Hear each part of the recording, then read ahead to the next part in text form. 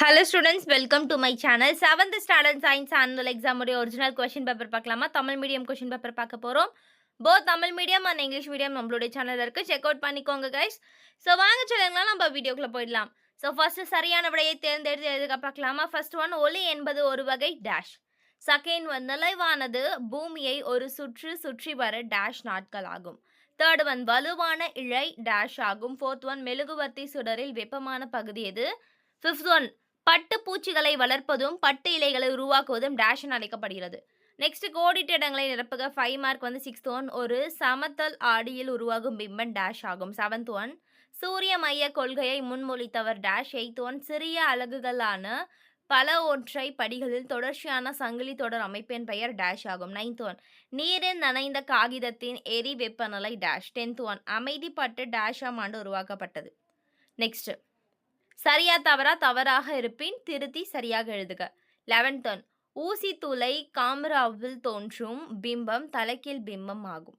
12 நமது சூரிய குடும்பத்திலுள்ள வெள்ளிக்கோள்களுக்கு நிலவு கிடையாது.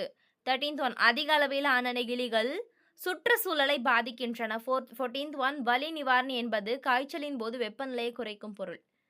15th ஒன் பட்டுப்பூச்சி கம்பல் இலைகளை தருகிறது. நெக்ஸ்ட் பொறுத்துக வந்து 5 கொடுத்துருக்காங்களா?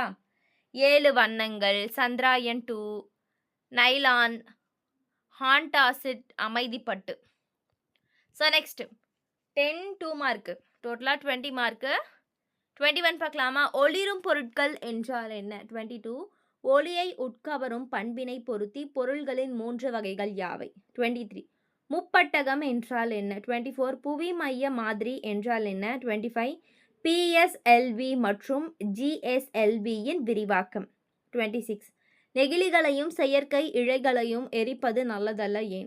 27 ஃபைவர் கொள்கை என்றால் என்ன? 28 மருத்துவர்களை கலந்தோசிக்காமல் ஏன் மருந்துகள் எடுக்கக்கூடாது? 29 எரிதல் வெப்பநிலை என்றால் என்ன? 30 4.5 கிலோ எரிபொருள் முழுவதுமாக எரிந்து உற்பத்தி செய்யப்படும் வெப்பநிலையின் அளவு 18,000 kg என அளவிடப்படுகிறது. ஸோ 18,000 கிடையாது, 1,80,000 kg என அளவிடப்படுகிறது என்றால் கலோரி பிக் மதிப்பு என்னன்னு கேட்குறாங்க. நெக்ஸ்ட் வந்து செரிகல்ச்சர் இறையறு. 32 ஆந்த்ராக்ஸ் நோயின் அறிமுகங்களை எழுதுக.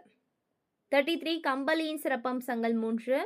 34 உரையாவண மென்பொருளின் பயன்கள் யாவை? 35 லாஸ்ட் கொஸ்டின் ஒரு ஆவணத்தை எப்படி மூடலாம்?